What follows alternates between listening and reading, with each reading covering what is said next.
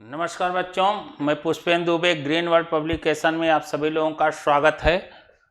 आज हम लोगों का विषय है सामाजिक विज्ञान कक्षा 10 दूसरा अध्याय भारत में राष्ट्रवाद लेक्चर 7वां लेक्चर है।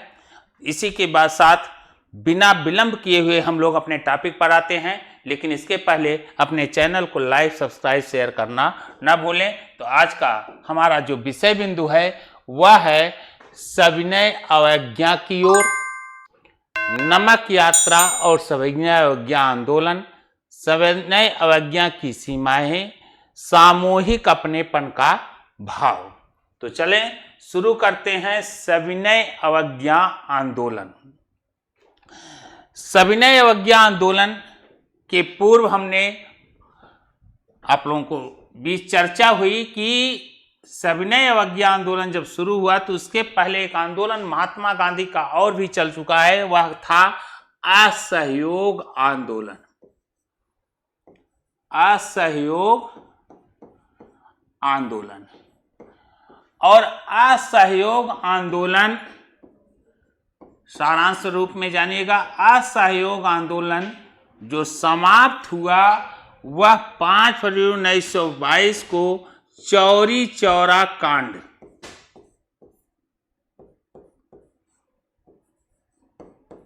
के नाम से जाना जा रहा है। असहयोग आंदोलन 1920 में महात्मा गांधी के द्वारा शुरू किया गया और इस आंदोलन में महात्मा गांधी ने स्पष्ट शब्दों में कहा था कि यह आंदोलन यदि हिंसक बना रहा तो 1 वर्ष के अंदर भारत को स्वतंत्रता का आश्वासन दिया गया था महात्मा गांधी द्वारा। लेकिन असहयोग आंदोलन धीरे धीरे हिंसात्मक रूप लेता गया। असहयोग आंदोलन धीरे धीरे हिंसात्मक रूप में परिवर्तित होता गया और यहां आप देखेंगे जब हिंसात्मक रूप में परिवर्तित होता गया और महात्मा गांधी एक अहिंसक को आधार बनाकर स्वतंत्रता को प्राप्त करना चाहते थे। उनका दृढ़ विश्वास था कि यदि हमारे कार्य सत्य अहिंसक हैं, सत्य हैं, अहिंसक हैं और हम किसी ऐसी लालसा में नहीं फंसे हैं, हमारी ईमानदारिता, हमारा सत्य अहिंसक का रूप है, तो हमें किसी हथियार की आवश्यकता नहीं है। हम अपने आत्म बल के द्वारा अंग्रेजों को चुनौती दे सकते हैं। तो 2 चीजें कि असहयोग आंदोलन को स्थगित अगर महात्मा गांधी के विचार पर जाएं, हम लोग विचार करें तो देखेंगे कि असहयोग आंदोलन के बाद सत्याग्रह हिंसक का रूप लेते चले गए और हिंसक के साथ साथ एक चीज ये भी ध्यान दीजिएगा कि 1919 में के अंतर्गत 1919 के संवैधानिक एक्ट के अंतर्गत ये भी था कि विधान परिषद के चुनाव में भी लोगों की जाने की लालसा बढ़ी हुई थी कि विधान परिषद के चुनाव में हम लोग भाग लें, विधान परिषद में पहुंचकर अंग्रेजों की नीतियों को क्या करें, विरोध करें। एक मंशा इनकी यह भी थी जो असहयोग आंदोलन को एक हिंसात्मक तो हुआ ही, दूसरा आम जनमानस के अंतर्गत नहीं, नेताओं के अंदर यह बात भी आई कि हमें विधान परिषद में पहुंच करके धीरे धीरे क्या किया जाए, अंग्रेजों की नीतियों का विरोध किया जाए। और इसी के फलस्वरूप विधान परिषद में पहुंचने की इसी लालसा के फलस्वरूप सीआर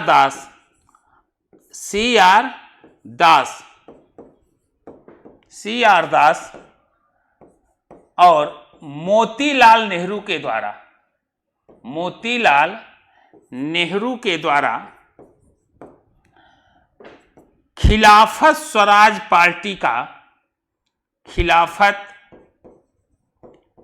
स्वराज पार्टी का, खिलाफत स्वराज पार्टी का गठन 1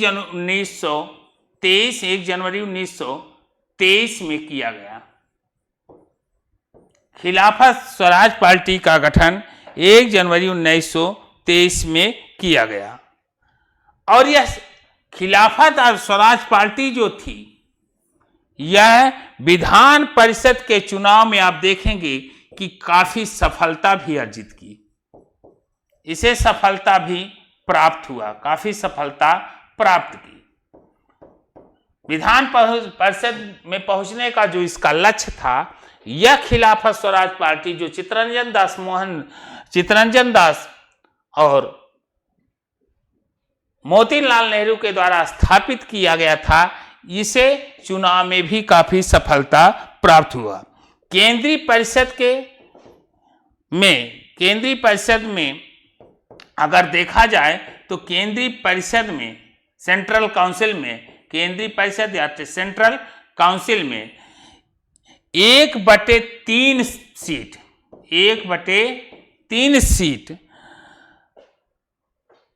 स्वराज पार्टी के द्वारा जीती गई। 1/3 सीटें किसके द्वारा? स्वराज पार्टी के द्वारा जीती गई। और इसी जीत का परिणाम था कि विट्ठल भाई पटेल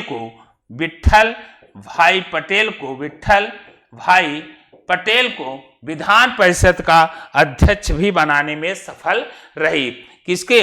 विट्ठल भाई पटेल को अध्यक्ष बनाने में भी सफल रही। और भारत में विधानसभा के पहले अध्यक्ष विट्ठल भाई पटेल बने। और इसका परिणाम क्या था कि स्वराज पार्टी जब 5 फरवरी 1922 को असहयोग आंदोलन को वापस लिया जाता है, लोगों का जनमानस से थोड़ी देर के लिए महात्मा गांधी का राजनीतिक पटाक्षेप होता है, कहने का मतलब, तो ऐसी परिदृश्य में 1 जनवरी 1923 को स्वराज पार्टी की स्थापना चित्तरंजन दास और मोतीलाल नेहरू के द्वारा की जाती है। इनका उद्देश्य स्पष्ट है, क्या था कि विधान परिषद में पहुंच करके एक ही कार्य था, वह क्या था कि अंग्रेजों की नीतियों का विरोध करना, और इन्हें वह सफलता भी प्राप्त हुई। और सफलता का परिणाम ही था कि विट्ठल भाई पटेल को विधानसभा का अध्यक्ष बनाने में सफल भी हुए। जवाहरलाल नेहरू और सुभाष चंद्र बोस, यहां देखा जाए जवाहरलाल नेहरू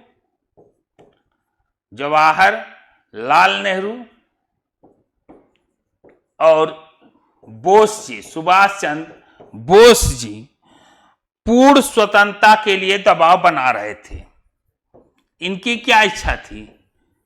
पूर्ण स्वतंत्रता। अब तक हमारी मांगे क्या थी? अंग्रेजों औपनिवेशिक स्वतंत्रता की बात हम कर रहे थे, लेकिन इन नेताओं के द्वारा, युवा नेताओं के द्वारा, जिसमें मुख्यतः जवाहरलाल, सुभाष चंद्र बोस, अब पूर्ण स्वतंत्रता की मांग मानने लगे और शासन पर दबाव बनाने लगे कि हमें पूर्ण स्वतंत्रता की हमारी जो मांग है इसे मानी जाए। ब्रिटेन की नई सरकार, यहां ध्यान दीजिएगा, ब्रिटेन की नई सरकार ब्रिटेन की नई सरकार का नाम क्या था? टोनी सरकार। ब्रिटेन की नई सरकार का नाम क्या है? टोनी सरकार। ब्रिटेन की नई सरकार टोनी सरकार ने सर जॉन साइमन के नेतृत्व में, sir John Simon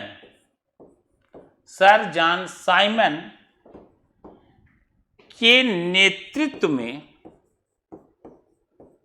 sir John Simon के नेतृत्व में एक वैधानिक आयोग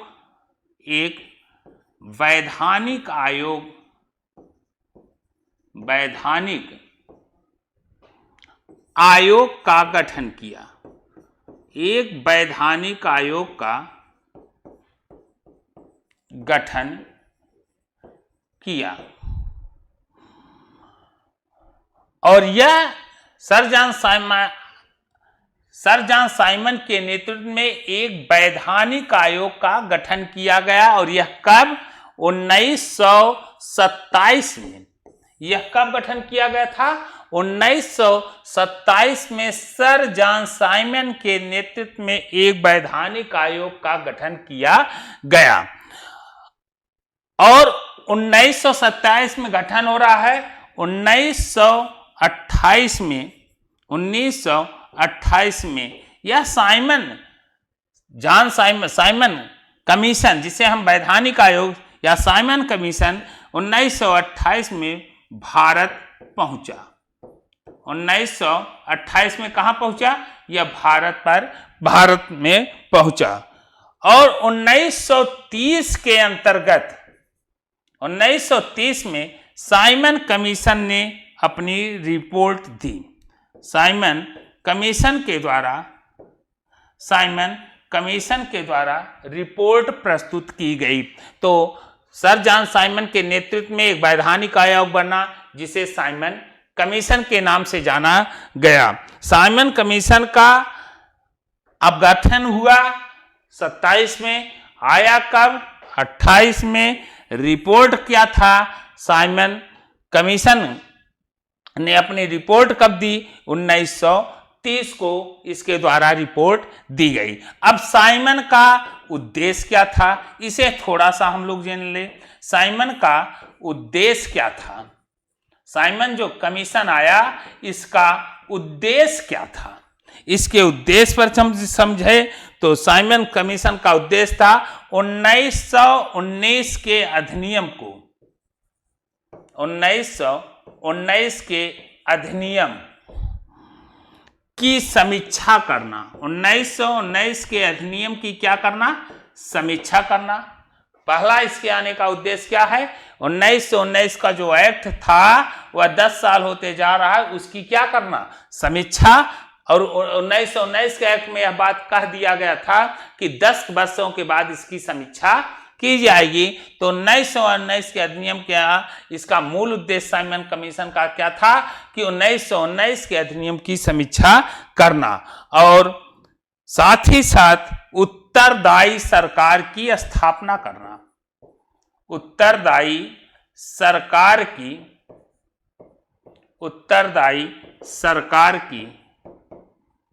स्थापना करना।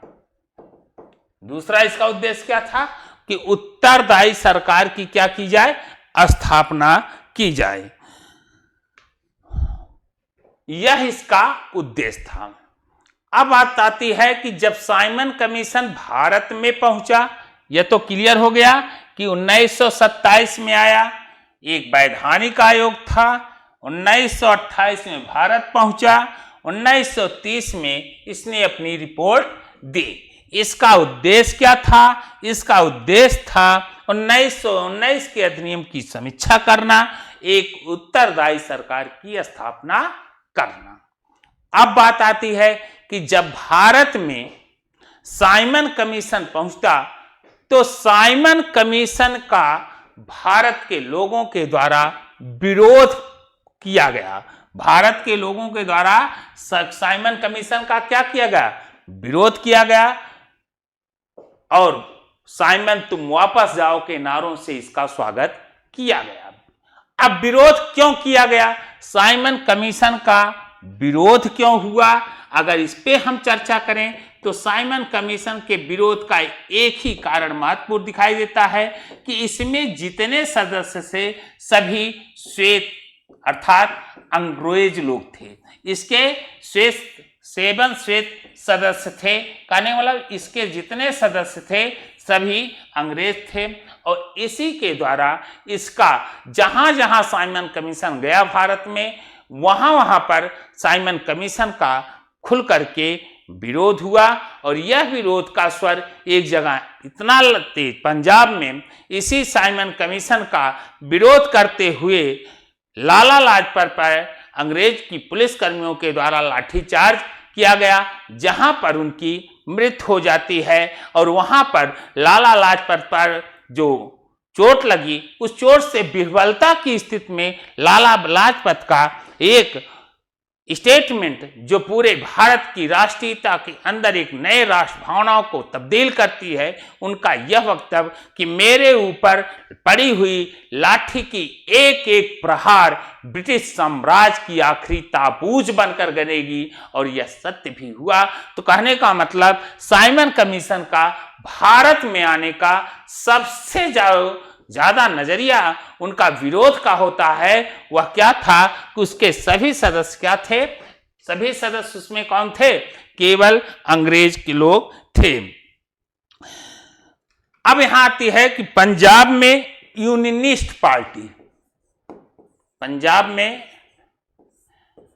यूनियनिस्ट पार्टी, पंजाब में यूनियनिस्ट पार्टी तथा दक्षिण भारत की एक पार्टी का नाम लेते हैं। दक्षिण भारत की एक पार्टी का नाम लेते हैं, वह है जस्टिस पार्टी। कौन कौन सी पार्टी? एक है यूनियनिस्ट पार्टी पंजाब की, और दक्षिण भारत की पार्टी का नाम क्या है? जस्टिस पार्टी ने। यह दो पार्टी ऐसी थी जो साइमन कमीशन का बहिष्कार नहीं किया। यह दो पार्टियां ऐसी थी जिनके द्वारा साइमन कमीशन का बहिष्कार नहीं किया गया,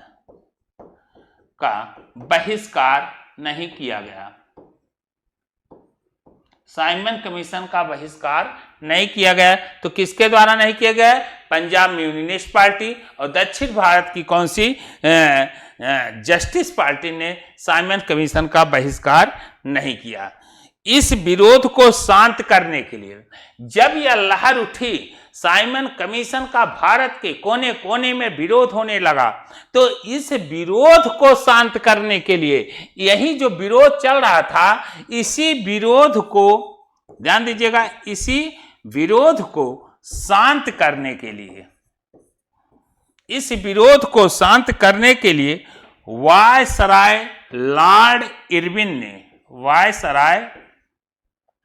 वायसराय लॉर्ड इरविन,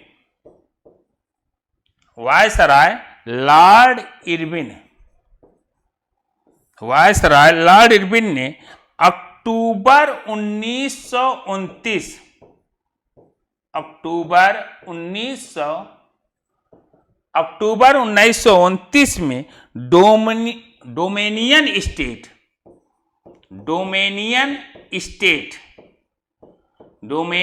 स्टेट या गोलमेज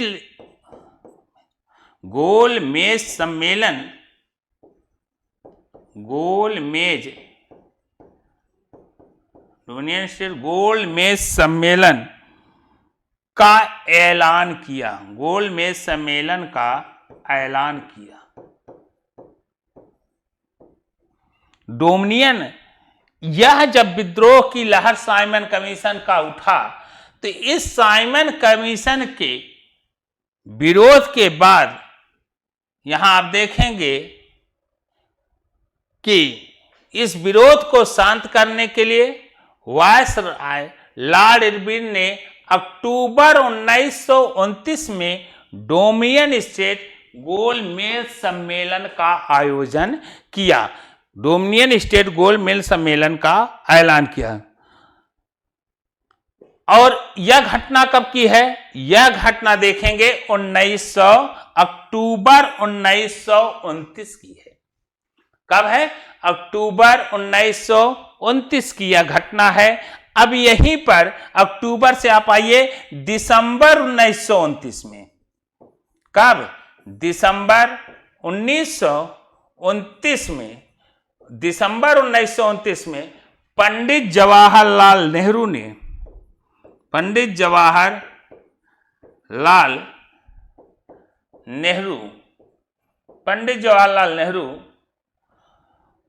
लाहौर के रावी नदी के तट पर, लाहौर के रावी नदी के तट पर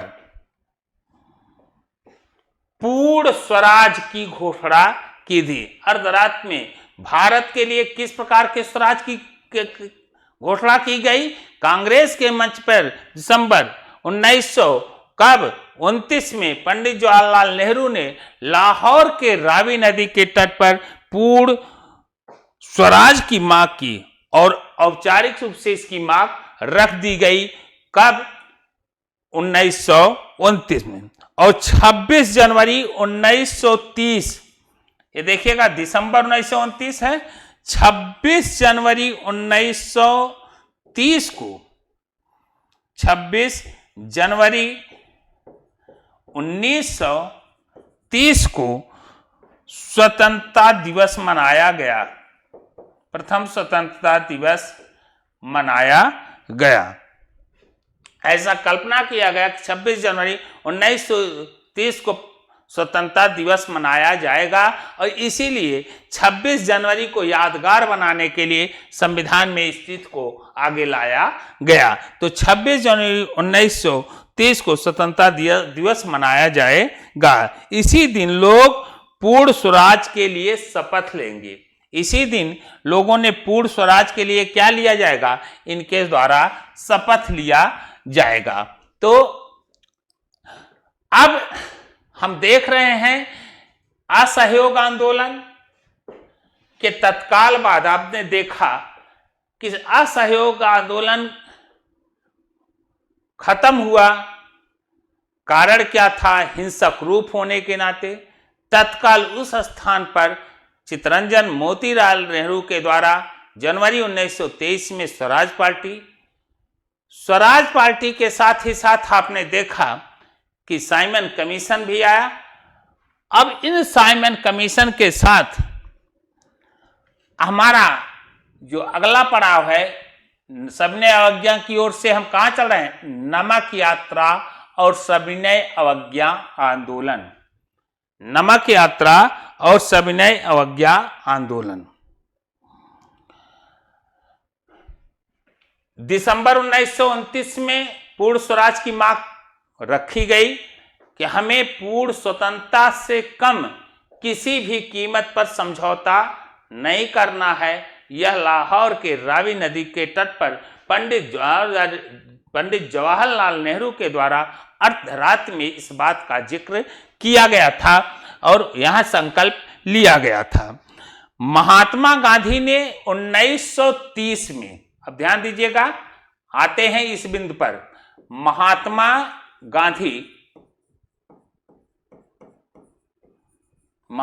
गांधी 1930 में, कब? 1930 में वायसराय को एक पत्र लिखे। वायसराय को एक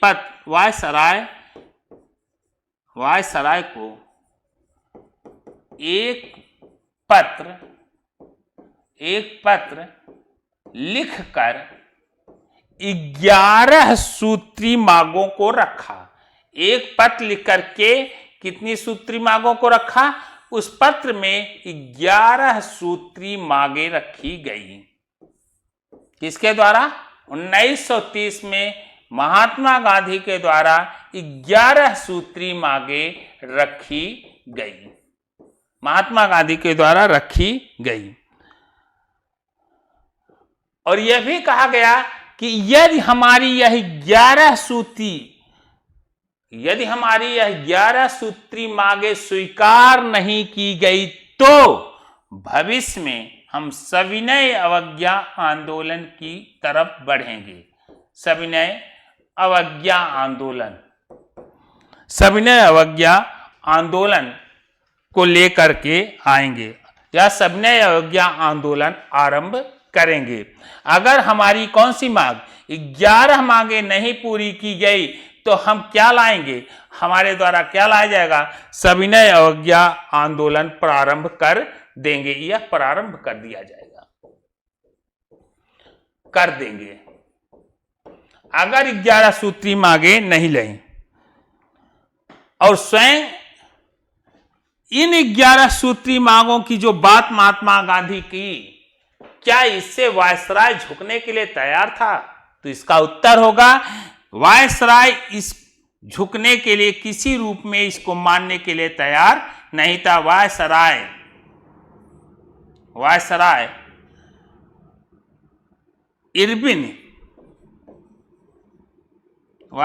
इरविन झुकने को तैयार नहीं था, झुकने को तैयार नहीं था।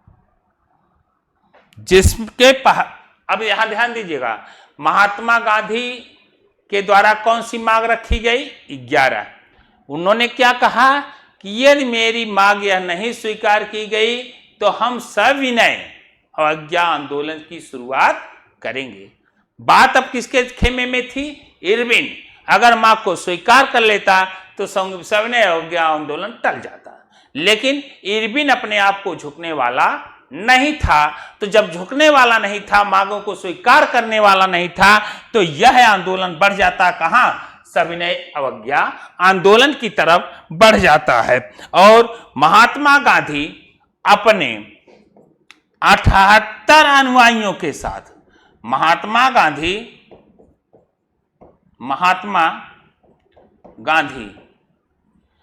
अपने 78 अनुयायियों के साथ नमक यात्रा शुरू की।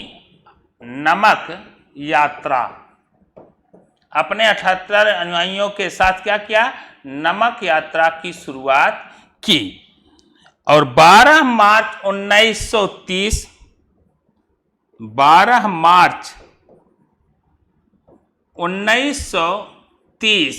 साबरमती, 12 मार्च 1930, यहां से देखें 12 मार्च 1930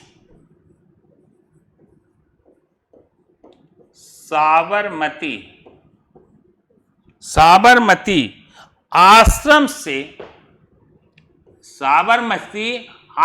से 240 किलोमीटर दूर, 240 किलोमीटर दूर दंडी के लिए यात्रा आरंभ की। दंडी के लिए यात्रा आरंभ की। दंडी के लिए यात्रा आरंभ की। कब? 12 मार्च 1930 को दंडी के लिए यात्रा आरंभ की। और 6 अप्रैल 12 मार्च 1930 से साबरमती आश्रम 240 किलोमीटर दूरी दंडी के लिए यात्रा आरंभ की। और 6 अप्रैल 1930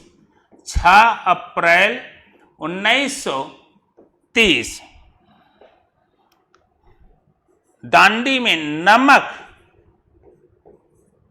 नमक कानून को तोड़ा। नमक बना करके नमक कानून को तोड़ा।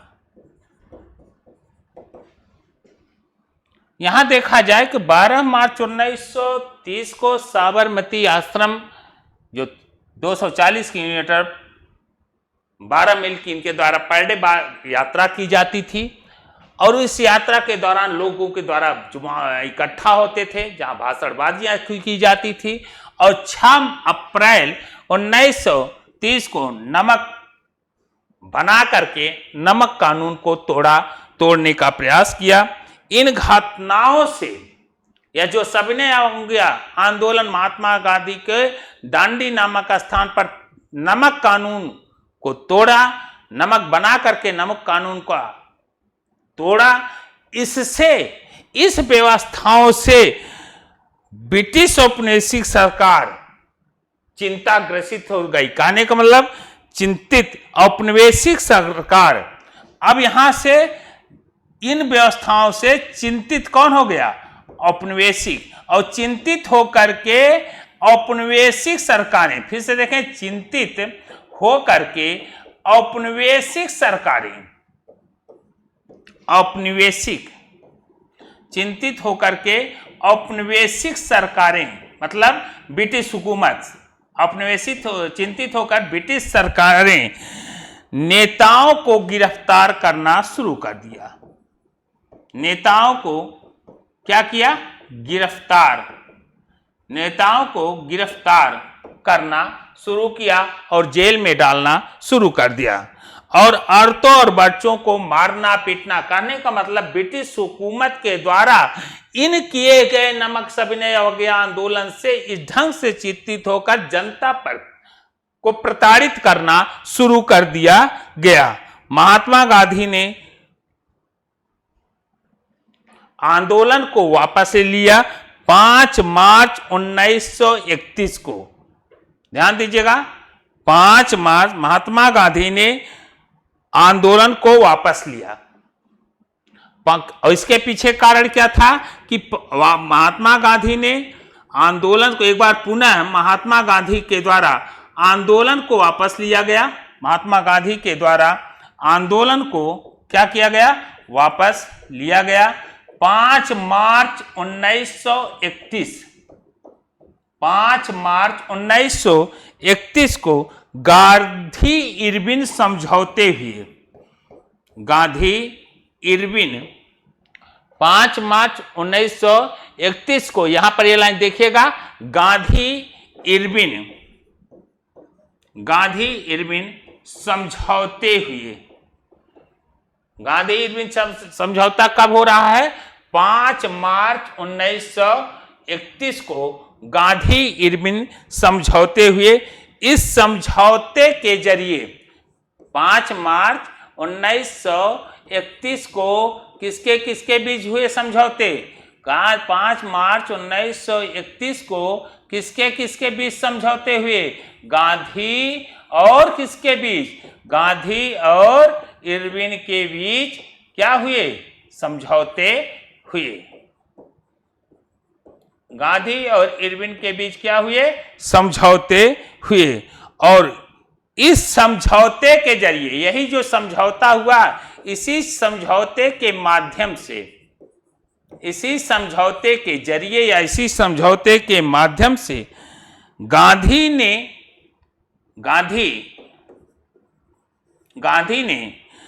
लंदन में दूसरे, गांधी ने लंदन में दूसरे गोलमेज सम्मेलन में, दूसरे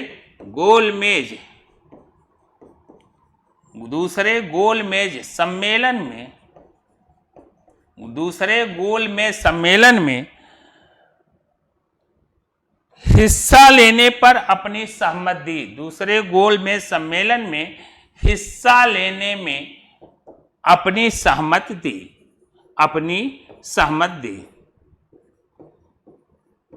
दूसरे गोलमेज सम्मेलन में भाग लेने में, या दूसरे गोलमेज सम्मेलन में भाग लेने या दूसरे गोलमेज सम्मेलन में भाग लेने में अपनी सहमति दी कि हम दूसरे गोल सम्मेलन में क्या लेंगे?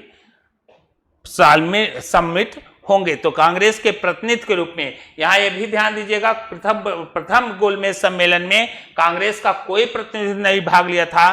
द्वितीय सम्मेलन में महात्मा गांधी ने इस गोलमेज सम्मेलन में अपनी अनुमति दी, सहमति व्यक्त की। 1931 में गांधी जी लंदन गए। 1931 में गांधी जी लंदन गए, गांधी जी द्वारा लंदन जाया गया। लेकिन यह द्वितीय गोलमेज सम्मेलन जो गए, इसमें भी गांधी जी ने एक बड़ा अच्छा स्टेटमेंट मिलता है इस सम्मेलन के संदर्भ में। हमने मांगी थी रोटी, लेकिन हमें पत्थर मिला। कहने का मतलब द्वितीय गोलमेज सम्मेलन में भाग लेने के बावजूद भी इस सम्मेलन से जो इनके बीच वार्ता थी, जो आशाएं थी, जिसके लिए अब गोलमेज बुलाए गए थे, वह वार्ताएं टूट गई। कहने का मतलब सफल नहीं रहा। और यहीं पर यह कहा कि हमने क्या मांगा था, रोटी, लेकिन मुझे क्या मिला, पत्थर। और यहां से लौटने के बाद, इस सम्मेलन से लौटने के बाद, याद रखिएगा, महात्मा गांधी के द्वारा पुनः सविनय दूसरा सविनय अवज्ञा आंदोलन शुरू किया जाता है। लेकिन दूसरा सविनय अवज्ञा आंदोलन शुरू किया गया, 1 वर्ष तक चला।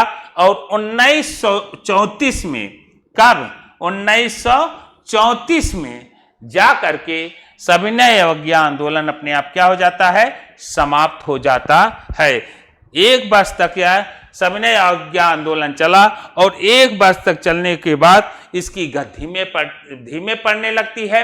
और इस प्रकार धीरे धीरे यह आंदोलन अपने आप में क्या हो गया, समाप्त हो गया। तो कहने का मतलब, सविनय अवज्ञा आंदोलन के तहत हमने क्या पढ़ा, हमने कहा साइमन कमीशन आया, विरोध हुआ। विरोध के फलस्वरूप क्या हुआ, जगह जगह विरोध के फलस्वरूप हमने कहा कि भाई जब चारों तरफ विरोध हुआ, इसे शांत करने के लिए, समझौते करने के लिए गांधी इरविन का एक समझौता भी कराने का प्रयास किया गया। लेकिन यह समझौता भी बिल्कुल क्या रहा, विफल रहा। और इस विफलता के पहले ही हम बता चुके थे कि महात्मा गांधी ने अपना 11 सूत्री कार्यक्रम रखा था कि यदि वायसराय के द्वारा यह समझौता मान लिया जाता है, हमारे समझौते को स्वीकार कर लिया जाता है, तो हम किसी भी कीमत पर सविनय अवज्ञा आंदोलन को शुरू नहीं करेंगे। लेकिन गांधी इरविन के द्वारा यह समझौता स्वीकार नहीं किया जाता, जिसके फलस्वरूप अपने 78 अनुयायियों के साथ 240 किलोमीटर की एक लंबी दूरी तय करते हुए महात्मा गांधी के द्वारा 6 मार्च 1930 को कहा जाए कि दांडी नामक स्थान पर पहुंच करके नमक कानून को तोड़ा। और यह सविनय आंदोलन देश के चारों तरफ फैल गया। और इसका परिणाम यह हुआ कि शासन सत्ता के द्वारा, ब्रिटिश हुकूमत के द्वारा पुनः एक बार गांधी और इरविन के बीच गोलमेज सम्मेलन के मिलने की बात कही गई। और वह 5 मार्च 1931 के अंतर्गत, लेकिन यह गोलमेज सम्मेलन भी पूरी तरह से अगर कहा जाए तो वार्ता सफल नहीं हुआ। और वहां से लौटने के बाद 1 वर्ष तक सविनय अवज्ञा आंदोलन तो चला, लेकिन पूरी तरह से कहा जाए कि धीरे धीरे इसकी क्या होता गया, कम होता चला गया। तो अगले बिंदु पर हम लोग थोड़ा सा चर्चा कर लेते हैं। अगला बिंदु हमारा क्या है, सामूहिक अपनेपन का भाव। चलिए इस पर भी हम आपस में चर्चा कर लेते हैं। यह क्या है, सामूहिक अपनेपन का भाव। तो सामूहिक अपनेपन का भाव क्या है कि राष्ट्रभाव, अगर देखा जाए तो राष्ट्रवाद की जो भावना है, किसकी भावना, राष्ट्रवाद की जो भावना है, जो हृदयगम विचार है, राष्ट्रवाद की भावना, यह तब पनपती है। राष्ट्रवाद क्या भावनाएं ऐसे नहीं आ जाती। कहा जाता है कि राष्ट्रवाद की भावनाएं तब पनपती हैं, कब तब पनपती हैं जब लोग यह महसूस करने लगते हैं। राष्ट्रवाद की भावनाएं तभी पनपेगी जब लोग क्या करेंगे, यह महसूस करने लगेंगे, यह महसूस करने लगेंगे। राष्ट्रवाद की भावनाएं तभी पहुंचेंगी जब लोगों के द्वारा यह महसूस किया जाएगा कि वे एक ही राष्ट्र के अंग हैं, वे एक ही राष्ट्र के क्या हैं, अंग हैं। जब तक हम एक ही राष्ट्र के रूप में नहीं पिरोए जाते, एक ही राष्ट्र के रूप में अपने आप को नहीं बांध पाते, तब तक राष्ट्रवाद की भावनाएं पनप नहीं सकती। और यह राष्ट्रवाद की भावना जब पनपेगी तो अपने लोग जो पूरे राष्ट्र के अंतर्गत हैं, इन भावनाओं से ओतप्रोत होकर एक अंग के रूप में यदि हो गए, मिल गए, तो राष्ट्रवाद अपने आप उत्पन्न हो जाता है। जब एक दूसरे को एकता के सूत्र में बांधने में बिल्कुल सफल हो जाते हैं। हम जब यह महसूस कर लेते हैं कि हम सब क्या हैं, एक हैं, तो हमें यह एकता के सूत्र में बांधने में पूरी तरह से हम क्या हो जाते हैं, सफल हो जाते हैं। चाहे वह विभिन्न समुदाय के हों, क्षेत्रों के हों, संस्थाओं के हों, अलग अलग भाषाएं हों, फिर भी अपनेपन का भाव विकसित हो जाता है।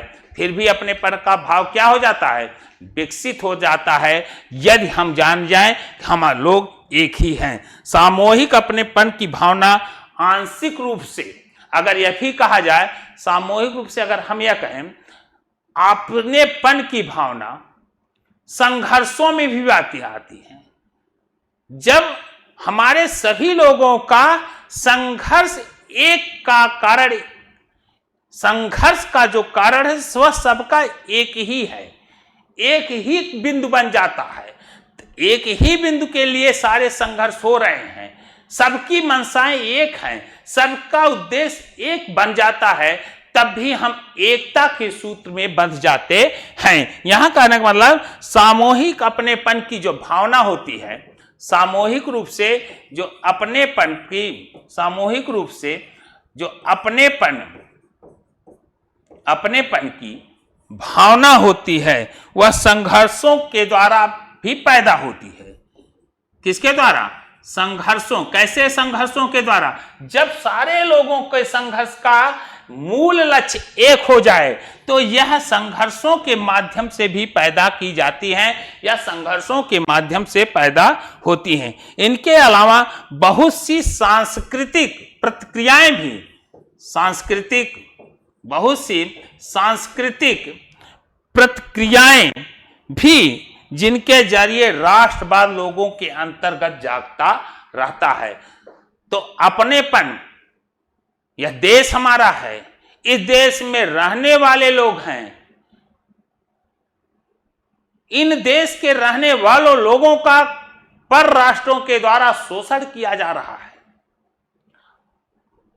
यह मेरा नहीं, मेरे समाज का शोषण है, और हम इसके लिए संघर्ष करने के लिए चिंतित होकर के मंथन करने लगते हैं, और अपने बीच के जो कारण से हम लोग एक दूसरे से शिकंजों में घसे हुए हैं, हम ग्रसित हैं समस्याओं से, सारे लोगों की समस्याओं का जब एक निदान हो जाता है कि इसे इस माध्यम से हटाया जाए, तो एक नए राष्ट्रवाद की उदय होती है।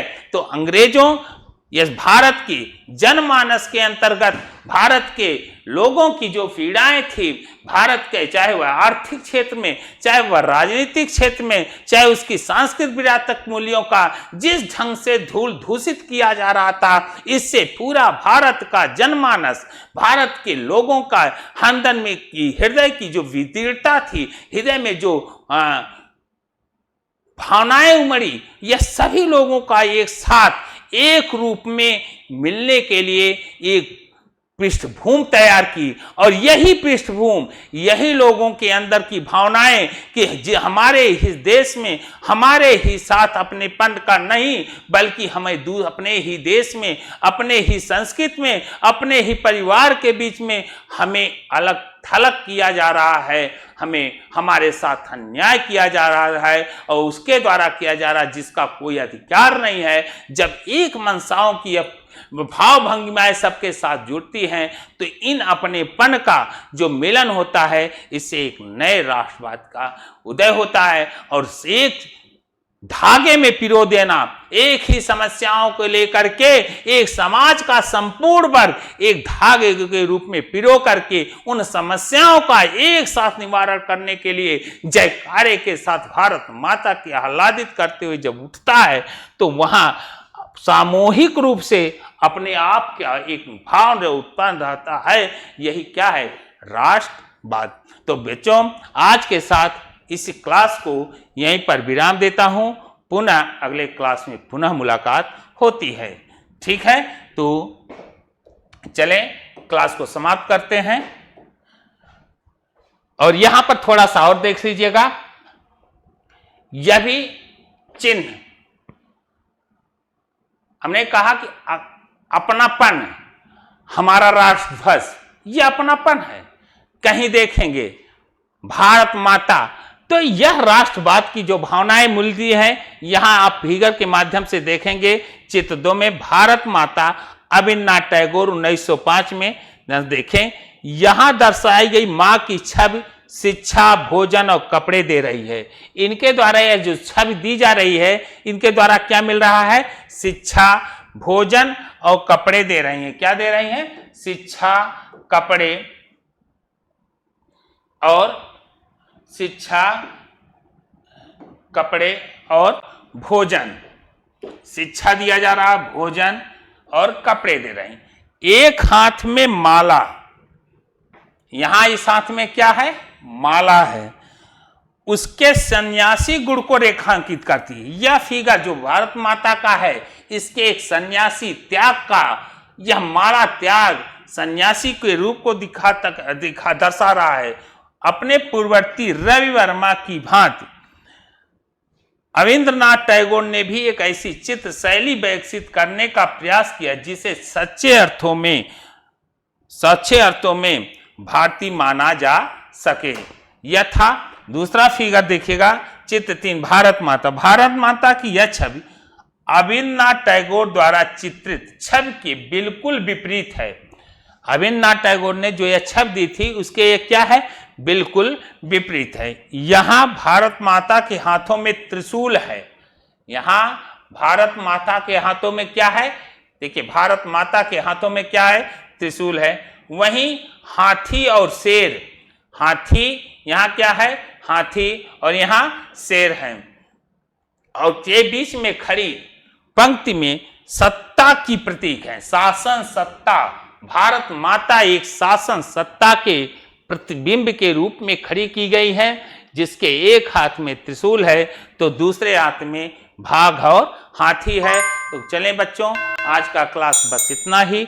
फिर अगले क्लास में हम लोगों की मुलाकात होती है। जय हिंद।